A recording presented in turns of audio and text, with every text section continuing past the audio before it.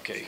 Good evening, ladies and gentlemen. I'd like to call to order the Planning and Zoning Commission meeting for Wednesday, September 20th, 2017. For the benefit of those who may not have participated in a Planning and Zoning Commission meeting, our procedures are as follows. We will read the legal call of the meeting as published in local newspapers. The applicant will be invited to come forward and present the case, explaining to the commission and others present what is being requested of the property. Comments of town agencies will be read for each application if there are any. There'll be clarifying questions from the commissioners, and there will be an opportunity for clarifying questions from the audience.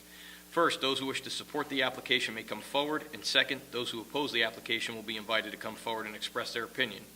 As this is a public hearing, it must be recorded. It's necessary for all speakers to identify themselves by stating their name and their address before addressing the commission. The applicant is then free to leave and remain for the balance of the public hearing and the regular meeting, at which time the commission will try to reach a decision on each application. Each applicant will be notified in writing as to the decision of the commission and has a right to appeal in Superior Court if desired. Decisions of the meeting are available the day after the meeting by calling the Planning and Zoning Office at 203-453-8039 after 9 a.m. So seated this evening are the following members. We got Phil Johnson, Rich Meyer, I'm Frank DeAndrea, we have Dick Wallace, and we have Matt Yorzinski. Tonight our staff present are George Kroll, and we have the the videographer is Peter Schultz, and our recording secretary, who is a newlywed, would like to congratulate Lisa Piambino. Congratulations. She's blushing nicely. She's a blushing bride. Oh. Will the secretary read the legal notice? Mr. Chairman, there are no items to notice for this meeting. All right, thank you, Mr. Secretary. So let's move on to the public hearing items. CYR Real Estate LLC. That'll be the first one we are hearing. This is going to be moved to a mandatory second public hearing. This is a second. Oh, that's right. They did last time. So I should say that is. You'll have an opportunity after the presentation. After the presentation, you can have an opportunity. I was going to ask for a postponement. You can ask for that once they make their presentation. Right. They still have the right to present. Right now, we can't do that legally. Right now, I don't believe so. Last meeting, you requested two pieces of information. One was the floor plan of the exact area that the new use would occupy, and the other was the sign design plan. And those are both available to the commission right now?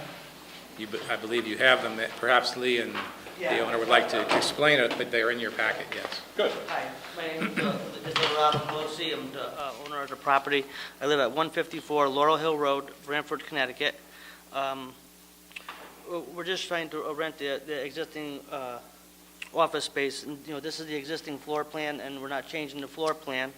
It used to be an artist studio, and it's going to be Sear Realty.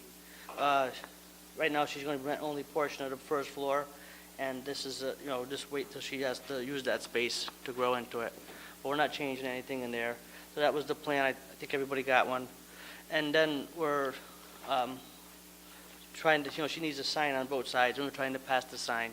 So she has pictures of the sign. I think everybody got one. Everybody get one of them? There's one. I have copies. Well, whatever sign is used or erected here is subject to the special permit.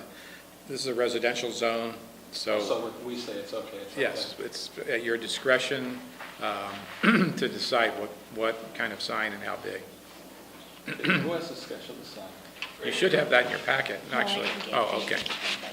I'm sorry. Looks like she has some more copies. What we're trying to do is we have the existing sign. You're welcome. Smaller. We can make it smaller if we have to and compensate for the footage.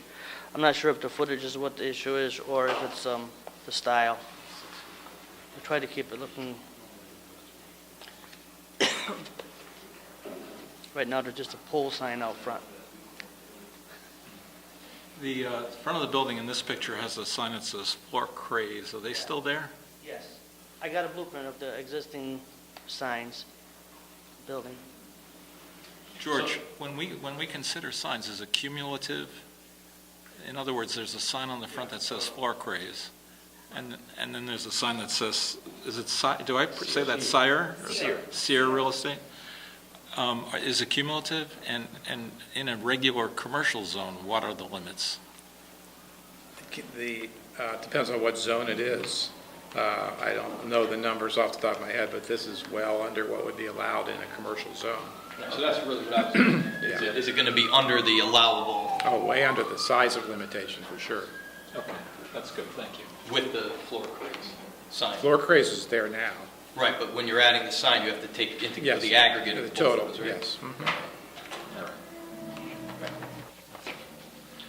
All right, so We're there's trying to- been no other changes. You've presented this. These are the two bits of information we've asked for.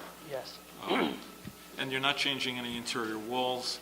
And prior to this, it was an artist studio? Yeah, well, this used to be an old trolley barn, and there was always the office space. Yep. And then this went through like 4 different tenants, because it's been hard to keep somebody there. Went from a violin teacher to an art studio. And the art studio really didn't have any traffic, and this is very low impact, so we're thinking, So I know that you're probably too young to remember this, but when it was a trolley barn, did they actually pull trolleys in there and do repairs? well, it was more of a trolley barn, where they stored it. And then okay. they did do some work there, according to, I got a book on it, and it's like where they changed the tires, but I think the repairs were done up in Old Saybrook. Then I went to, Oh, so this was experiencing heavy-duty usage for quite some time. So the, Okay. George, normally, I defer to you, I usually would defer to Reggie on this, but the change is going to be okay with the parking and all of that, everything is all checked off, so we're not, okay. Okay. All right, any other questions from the commission? They gave us what we were looking for the last meeting. They've done everything that they've asked us to do, we've asked them to do. hard situation, because it has like, I've been having a hard time renting it, because I'm dealing with the zoning all the time, and then I gotta deal with the flood zone, and it just has a lot of issues. Sure, it's like, so I'm just trying to get it rented. Thank you. Thank you, sir. So we're going to get some comments or questions from the public, actually, questions at this time, and if not questions, then anybody have questions from the public? Okay, I will take comments. And just name and address, please. I'm Robert Jelly. I live at 134 Water Street. We've been living there since 1963, 63. Last time, 2 weeks ago, when I was here with John Casey from Cummings and Lockwood, we said, subject to the sign, that we didn't disapprove of the idea of it being a small real estate office. And we said we needed to see plans of the sign. Those did not become available until late yesterday, and I got mine copy at 10 o'clock this morning. John Casey was not available today. He was at a hearing in Hartford. And I'm asking that to give us a time to deal with the signage, which is a logo, and I'm not even sure a logo is permitted on a state highway at this point, that we postpone the hearing for 2 weeks until the 3rd or 4th of October. State highway? Fourth. Your business. Route 1. So that's a state highway, and your sign out in front, it says the name of the company, but it's in Yep. the form of a logo. Right. It's trademark logo, yeah. So obviously, logo-type signs are allowed on state highways, and this is the name of the company. I think that's an identical matchup, both in terms of application, but everything else. What's your last name? We'll do that up at the discussion. Yeah. But, Now, let me just comment on that. You said obviously they're allowed on state. I'm talking about scenic roads, and I think 134 is a scenic road, and they're not allowed. And as a matter of fact, I drove up from Brantford today, and there is no sign that is not a simple sign that is a logo. There used to be lots of them. They have all been taken away. Anyway, I think I ought to have an opportunity, having gotten it wasn't there yesterday, the plan of the signage. I ought to have an opportunity to talk to neighbors and have us react to it, and I think we ought to put it off for 2 weeks. Thank you, Mr. Jelly. You'll decide it now, you'll decide it later? Before we close it, we'll make a decision if we're going to close it or postpone it. Then I need to put on a form of opposition at this point? Yeah, if you oppose the, Well, I Yeah, don't you know can if I speak. oppose it, but I will oppose it in the form in which it's in, and I will say that I believe that the form of the sign that they have, a logo, is not permitted there, and also that the sign is too big and kind of overpowers the signage of the flooring shop there, and that it just is entirely inappropriate. And I should say that if you do approve it tonight, we will appeal. thank you, sir. Can I comment on this? I met with Mr. Jelly this afternoon. He explained that he did want to request that you continue the hearing for the reasons he described. He also elaborated this theory that there's some kind of state scenic road prohibition on having logo-type signs. This is the first time I've ever heard of that. There are numerous commercial enterprises on Route 146, especially in the vicinity of the Green. Whether those are logo-type signs or not, I don't really know. Unfortunately, Reggie's on her little honeymoon. Did you know that Reggie got married? She got married, I found out. Yeah, she got married on Saturday. Wow, it's been busy. Everyone's getting married. Right. So she wasn't here today, and she's, of course, our expert on signs. And if there is some kind of state override of our sign regulations that prohibits certain types of signs on scenic roads, I've never heard of that before. Mr. Jelly seemed pretty confident that it was in fact correct. Reggie would be the next person to, if it exists, I think she would know about it. I haven't heard about it. So I can't answer that part of his question. So if we approve this tonight, as with any concerned neighbor, they can always take it and appeal to Superior Court. Correct. And it's really unusual that the commission would give up their responsibility of making a decision to neighbors. Usually neighbors, no matter what we hear, don't want us to do whatever it is that we're going to do. Been my experience. And even one of the commissioners here is a neighbor of a very challenging decision. So, well, we'll go over it in discussion. Thank you for your input.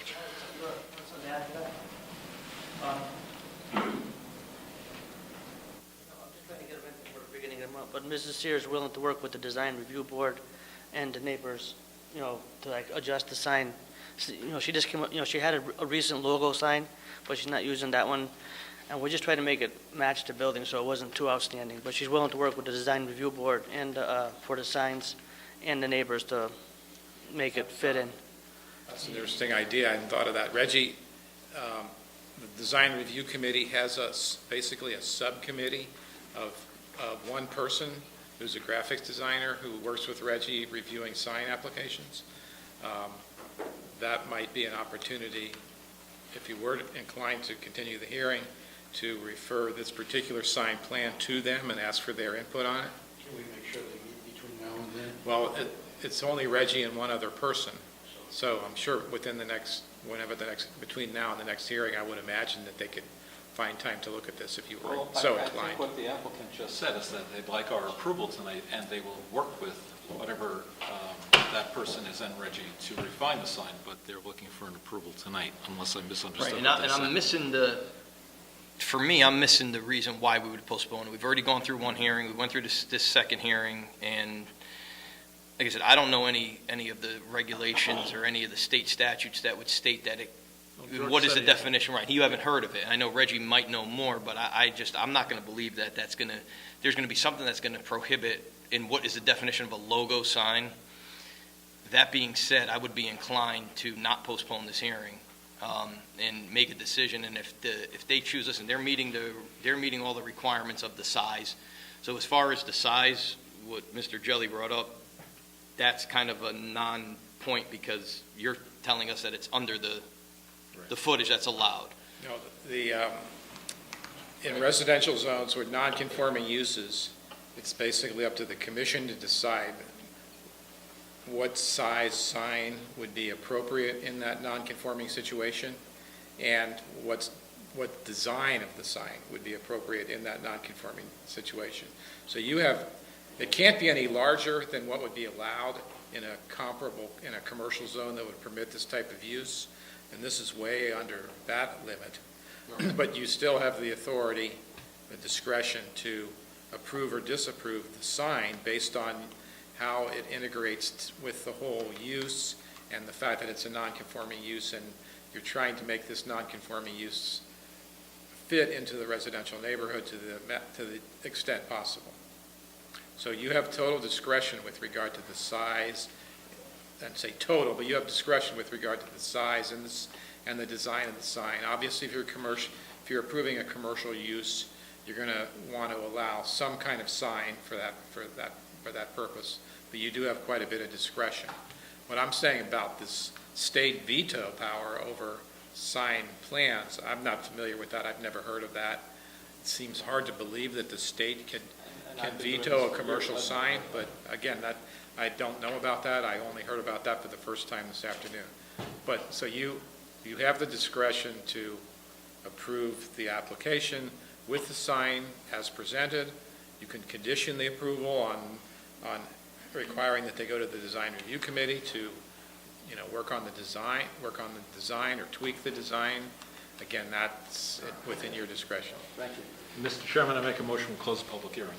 Second. Okay, so for discussion, so right now there's a motion on the table to close, We'll go back to and then we'll go back to the discussion. Call the vote. All in favor? Aye. All opposed? Any abstaining? Did everybody vote? Because Alan came in late, right? Did you vote on that? He's seated. Tell him he's seated. Yeah, you are seated. There you go. So he voted. All right, so it was approved. Yep, okay. Do you want to call Guilford Housing Authority? They're here. Where am I? I got it. Okay, so the Guilford Housing Authority. I think we have some correspondence in here, too. How long were we on this? This is the second public hearing on this as This well. was a 6-foot versus a 4-foot fence, and how far it was going to wrap and all that.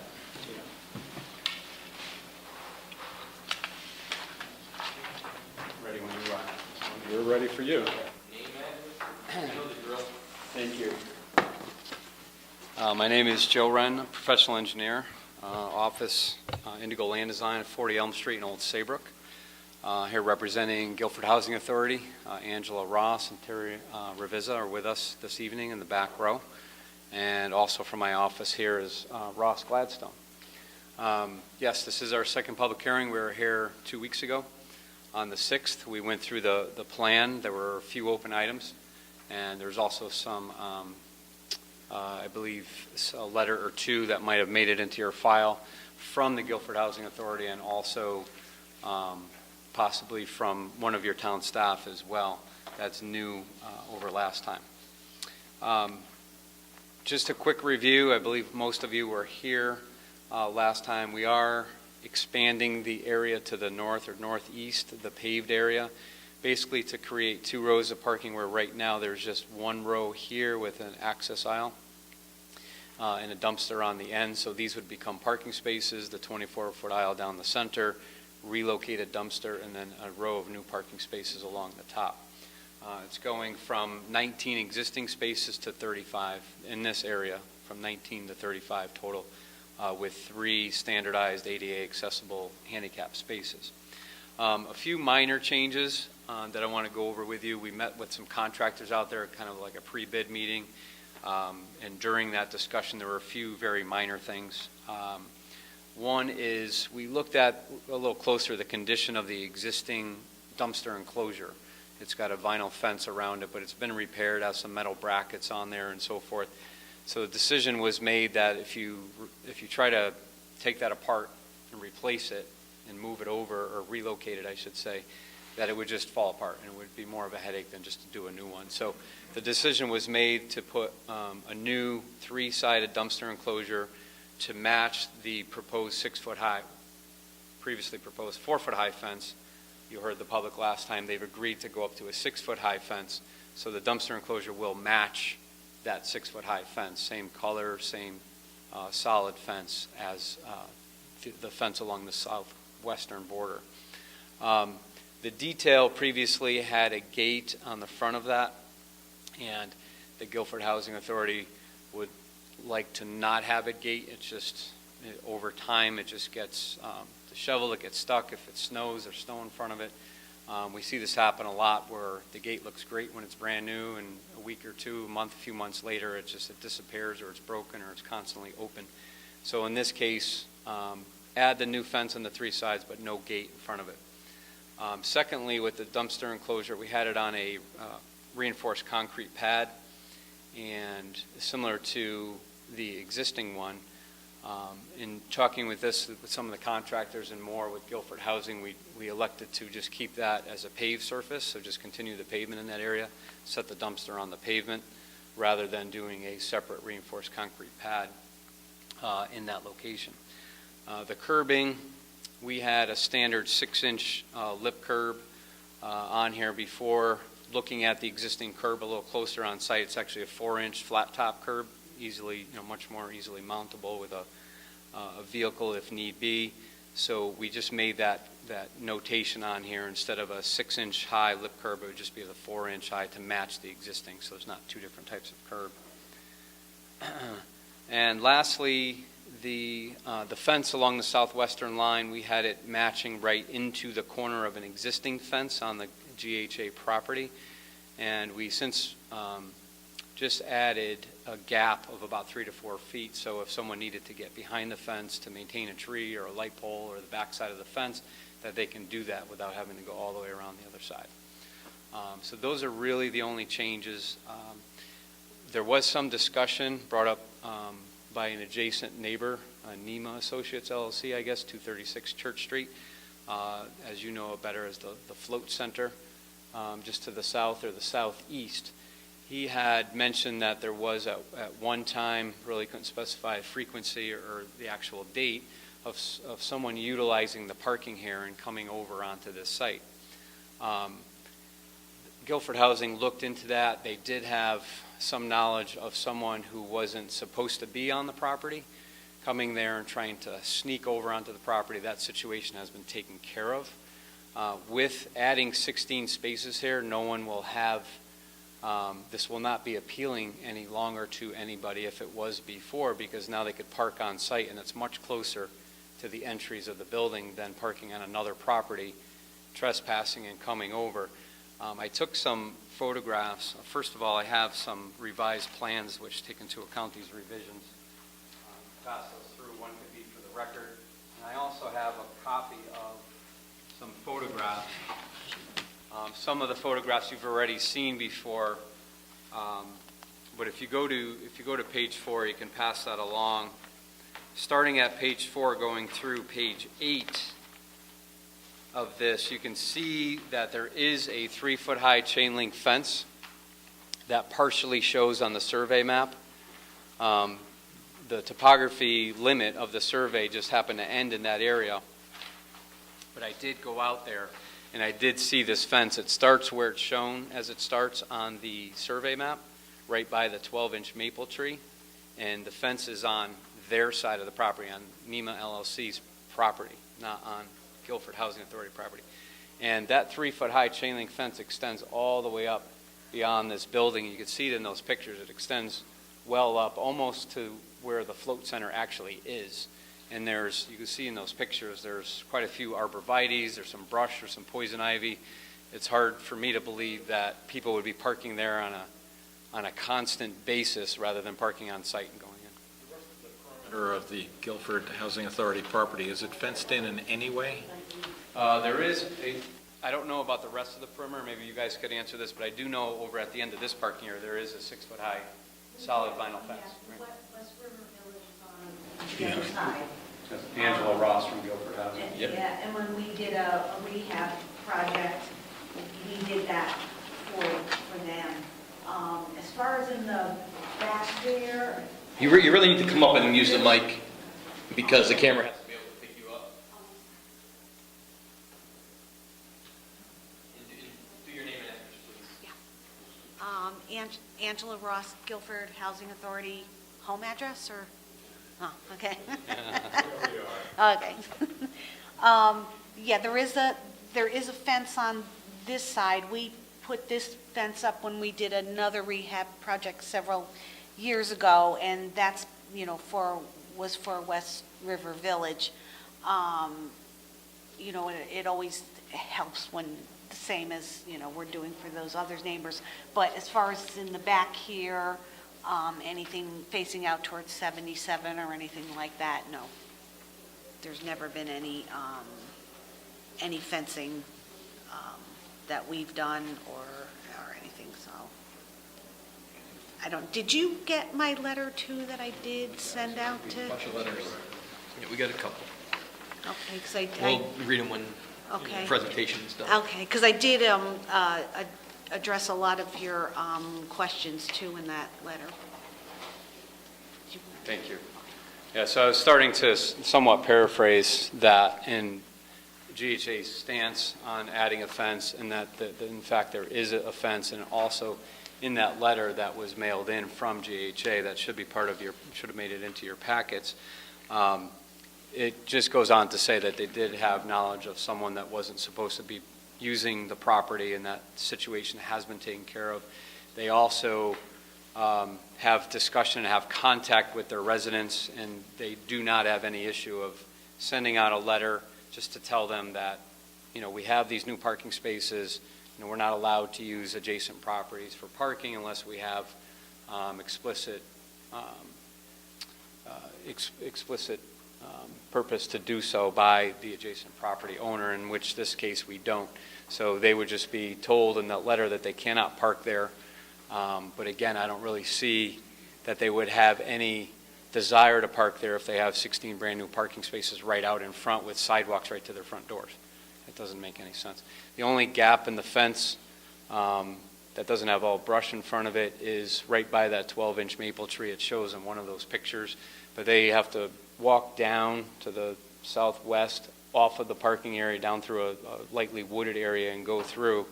But that point, you could see it on the map, is no closer than where these new parking spaces will be. So adding a fence in that area would double the amount of fencing that Guilford Housing would be putting up.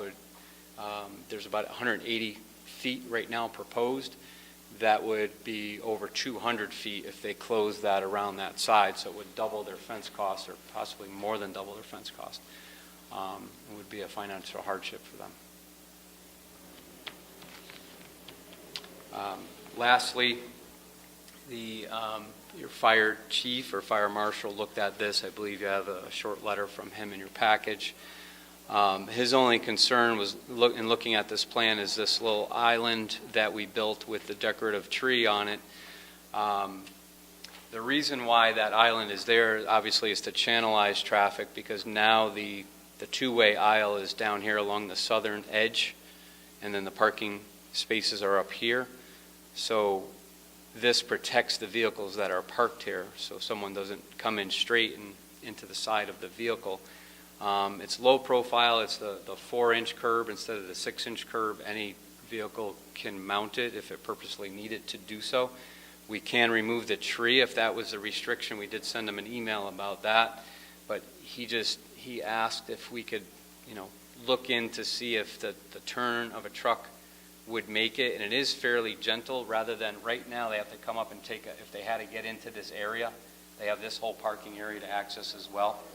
But if they have to get into this area right now, they have to come up and take a sharp right turn, 90-degree turn, where those parking spaces along the south are. With this, they basically have to go more on a 45, more of a softer angle to get up and get in. We did look at some of the radius. The turning radius is usually for a full right turn or a full 180, but it does a pier with a 24-foot width that the equipment easily can get up in here. It's like any other standard parking lot or subdivision street. Subdivision streets are 24 feet wide. We tried to make this smooth enough and rounded enough that it wouldn't be a problem.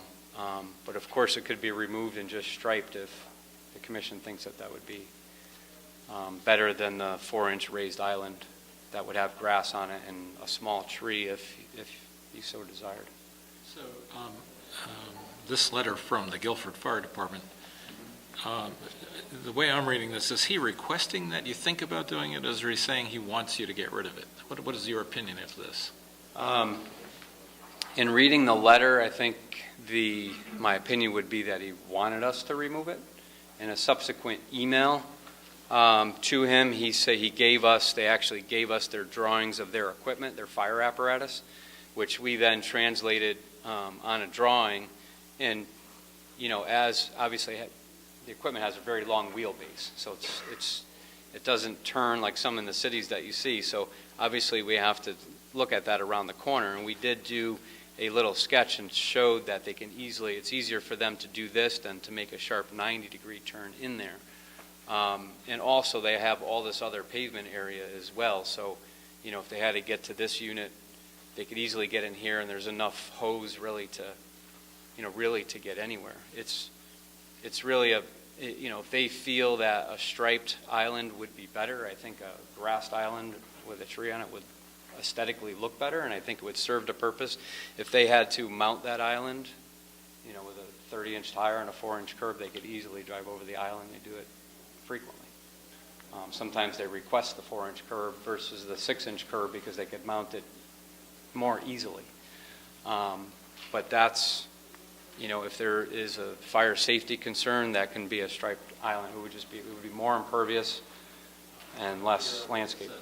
George, can you guide me at all here? What does this mean? Is the assistant fire chief saying that he doesn't want it there, or is he saying, because we're going to make that decision? He's being very diplomatic about it. He's not being unequivocal at all. What does he want? I had a brief phone conversation with him, and he seemed to be mostly concerned about the tree, not the curb, because I don't see how the curb could be a problem at all for any of the vehicles. And the tree is right. The tree is quite small right now, but maybe he's worried that someday it'll be big and they will not be able to run over it. And that's what I had asked him back in the email, and that's when he gave us the turning. My sense is that he would. Instead of the tree. Maybe there'd be some grass. Some yeah, I mean there could be flowers there instead, or the tree could be moved back, or it could just be eliminated. That's fine. Just put some stone in there. He's not really too clear about exactly what would be the finished product. Is my Yeah, exactly. Good. Well, perfect. Thank you. Anything else, sir? I think that's it for me. You want to read a letter that we have? Which one? Pick. You start. Pick. Josh isn't here, so we need a new reader. Josh likes to read all the time. Josh. Well, we have a series of emails back and forth. That's what we were talking about, trying to decipher what the fire chief wants. Now, I'm not going to read them. It's just, he seems to be saying that he wants the curb can be there, but not the tree, and that's a synopsis of that. Do you think I ought to read this from the Guilford Housing Authority? That's been submitted to the record. I don't think you need to. Angela summarized it, I think. Yeah, I think it's been summarized. It's not like one of Kevin McGee's where it's a bunch of facts. So I think we're good. I have what I need to make a decision. Okay. Is there any other questions? Nobody? Just a comment, just reading this, it appears that she addressed all our concerns from last 2 weeks ago. Yeah, the only thing I have hanging out, and it's really more, I understand fencing costs a lot, but they thought that they should put fencing up against the other apartment complex, and why they don't think they should put fencing up going towards a commercial area is counterintuitive to me. Can maybe this young lady can tell me why we wanted to have a fence up against other apartment buildings but not up against commercial buildings? Live there, and there's a concern with headlights and, that kind of thing where you don't have that. As a matter of fact, his people, their headlights go into our buildings because they're open until like 10 o'clock at night. So really, the fences go up to assist with the light and things like that for people, so they can live peacefully, and those are their homes. I think when something is your home, it's quite different than, a business. You expect to have cars coming in and out, you're running a business. When you're next to neighbors, like, those neighbors on the right there, if we didn't put a fence up, they'd have additional noise, they'd have lights that, are going to their homes, and I certainly, don't want to do that, to somebody's residence. Right, so I'm going to go with what you said, which is that you have alleviated the reason why people were cutting through his property and parking on his property. And as long as you've said that, I'm going to take you at your word, that's good. Thank you. I'm good. Anybody else? Any other comments? Okay, would anybody from the public like to ask a question at this time? Would anybody like to speak in favor? Anybody speak against? Move to close the public hearing. Second. All in favor? Aye. Hearing is closed. We're going to move on to, Are we up to the regular? can I get a motion? I make a motion to approve the revised agenda. Second. All in favor? Aye. Deliberation of public hearing items? Okay. So- So, go ahead. Well, we need a motion, right? Okay, I got one of those. Real estate. Yes. Ordered that the Guilford Planning and Zoning Commission approve a special permit for Sear Real Estate LLC to create a real estate office at 125, 129 Water Street, as shown on an application dated 7/31/17, with the space to be occupied as shown on a sketch received by the Commission on September 13, 2017, and to include a sign as shown on a plan dated, I believe that was today, September 20th. What's the date on that? On this sign was today. It came yesterday. It was 9:15. 9:15, stated. Okay, dated 9/15. The application is approved with the following condition, that no exterior changes to the building or site are allowed with the exception of the sign. And can we add in, sign is subject to approval by the Design Review Committee? And maybe we can put a different type of thing in, saying that they should work with the Design Review Committee to come up with a sign that's agreeable to the Design Review Committee. But that's the same thing. Sounds a little bit. Which This one? application is approved based on finding that the change in non-conforming use will have no injurious impact on the residential neighborhood. The special permit is effective on September 29th, 2017, and upon filing with the town clerk. Second. Okay, so for discussion, I think that putting that second condition will definitely answer some of Mr. Jelly's questions. Like I said, I don't think the size is going to be what we're worried about at this point, because it's under the regulation and it meets all of the criteria. So I think that the other concern was the look of the sign, and if it's going to design review, I think that should appease it. So I would support it as that. Anybody else have any comments? Well, looking at the sign, and of course, one of our jobs is to see what fits in where. And a lot of times that's very subjective, it's not objective. The objective portion of this is that it's well within the limits of size, and the only thing that's left is subjectively if this looks good, and that, of course, varies to everyone's personal taste. The applicant thinks it looks great. The neighbor wants to review it with other neighbors, and for better or for worse, we make the decisions. You can always appeal our decisions in court, as you know. Very good, sir. Thank you. And we do make those decisions. This is the Planning and Zoning Commission's responsibility to approve or not approve these things. And we do give it careful consideration, as we do with all the applicants that come before us. And after carefully considering what this looks like and subjectively deciding that it looks great, I would support this. I would go further and say that many times, when we make a decision that's contentious, we feel the weight of making that decision. It's not something we take lightly. And oftentimes, we go home and we don't sleep at the end of these meetings because we're all concerned and worried about it. So to just out of hand say, well, I'm going to appeal it, fine, you have that right. However, be assured that every member of this commission has carefully considered everything in this application, and we're making our decisions based on the best information we have available after giving careful consideration. So I would support this. Thank you. Anybody else have any comments? I would also support it. All right, then I'm going to call the vote. I would just like to say, I would agree with Commissioner Meyer in that if we do have discretion to decide the aesthetics of the sign, and if we know that it meets the size requirements, I would prefer not to push it off to the design review committee, just to avoid unnecessarily So you're saying take the contingency off of, I would support that too, because it is under our discretion, but we have a motion, and I'm the second, so I would go for taking that off, but it's up to the person who made the motion. Or we could vote it and then vote it down and then come back with another motion, virtually the same thing. The applicant indicated that they'd be willing to work with design review. And I take them at their word for that, so. So if they're willing to work with design review on their own accord, why would we make that a condition of approval? Only if we didn't trust people. But if we take people at their word and they're going to do what they say. And you know, one other thing, and I want to add it, and I don't want to, you know, obviously I don't want to delay the meeting, but, you know, the state offers courses for us to take. And when I was taking mine, I went to a seminar, and Marjorie Shansky was one of the presenters there, and she's a very knowledgeable attorney.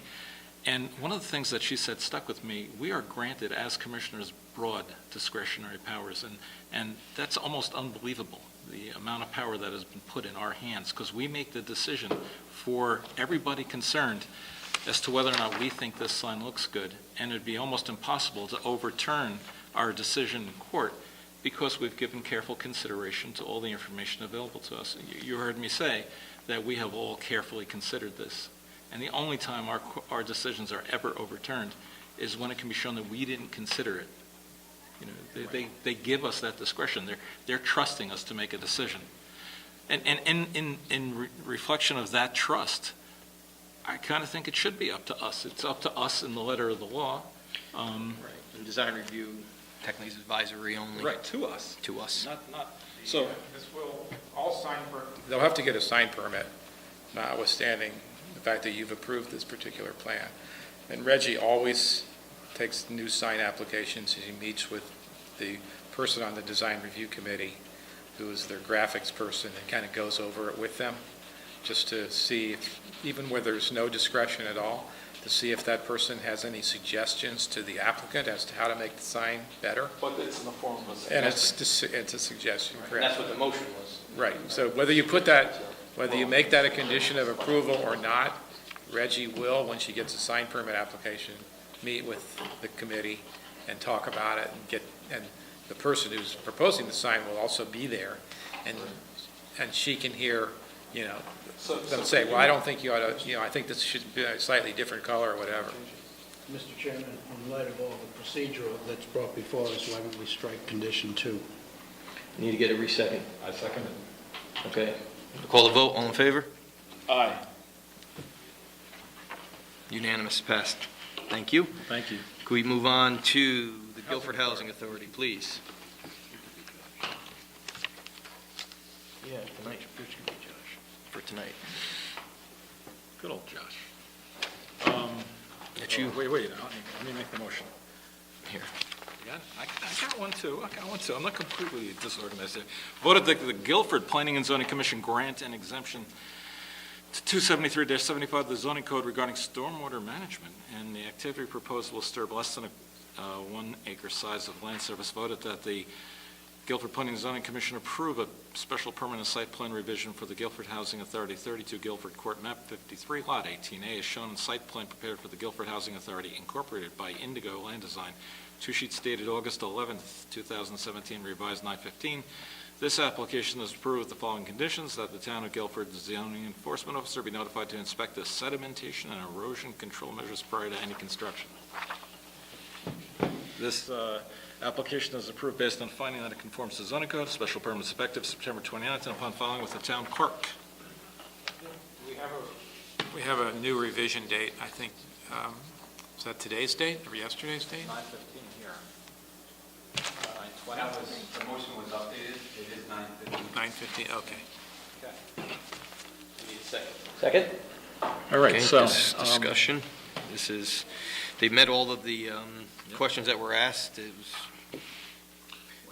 I'm going to support it. I'd be happier if the fence went all the way, but I also want to be sensitive to their financial predicament. And truth be told, there is some responsibility on the part of the tank guy to sort of secure his property. If I were that person, I would do it just from the liability standpoint. If one of their people does go there and then slips and falls, at least you took reasonable precautions to prevent it. So I'm not going to put it on them. I'm going to make it, my opinion, it should be the guy who owns that property. So I would support There was this. discussion about the existence, that's not being on that property as it is. Exactly. So I would support it.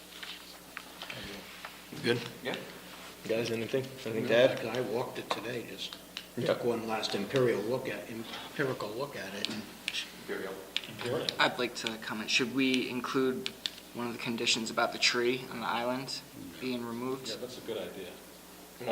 I would like to remove the tree if we could, just for All right, safety so- purposes. I mean, I love trees and all, but I would change my motion to include a provision for the tree to be removed and perhaps a decorative planting or some petunias or something. Yeah, well, if it's going to do its job, it's supposed to be so the fire truck can go drive Oh, right so- over so, it. yeah. Right. I mean, So how would, if there's a bush that can be driven over and replaced, right, so be it. all right. Okay, so remove the tree, and I wouldn't suggest putting really anything in there at this point. Second? Okay. All right, You have everything you need, sir? Thank you, Matt. all in favor? Aye. Good. Standing or low? Keep them low. Something pretty. I really like petunias. Had to get in. It's got to be able Have to to, drive over the bush, they're gonna go over the bush. Mr. Chairman, I make a motion that we receive this, let's do this. yes, receive the special permit from Mr. Bogeski and receive and set the hearing date to 11/17. No, 10/18. There you go. There we go. And a second for 11/17, 11/1. Second? All in favor? Aye. Done. Okay, so we have a CAM. Are we going to approve this CAM tonight? No, we're going to set the date. I make a motion, we set a hearing date for the tank works removal and replacement, and set a hearing date of 11/1. Second? All in favor? Aye. Mr. Chairman, I make a motion that we receive a application from John Tarutis, and set the public hearing date for 11/1. Second? All in favor? Aye. One more. Mr. Chairman, Andrew Agency, I make a motion, we set a public hearing. No, we receive it, Site plan. site plan. Oh, and we're going to get it tonight? Just receive it. I make a motion, we receive it. Second? All in favor? Aye. Mr. Chairman, I reviewed the minutes from our 9/6 regular meeting. They appear substantially correct. I make a motion that we approve them. Can I get a second? say about the minutes. Sure. From the last meeting, I just noticed small details. It says that the chairman, Frank DeAndrea, called the meeting to order, but actually it was Yes. Frank was MIA. You were MIA. Good pickup. And that's one thing, and also, I mean, it's just a small thing I noticed, but it also said that on page 5 that Vice Chairman Hirschman read the memo. But it was actually no, I'm sorry, that was something else. On page 5 there is something, two things, sorry. On page 4 it says Vice Chairman Hirschman read the following memo, but it was actually the witness or the person from the public that represented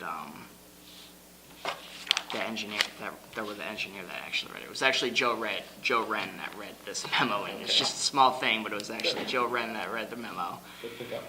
not Chairman Hirschman, and that's on page 4, and then also on page 5, there's this date here of August 30th, 2017, but the letter should have actually been dated September 5th, 2017, so they're just real small things.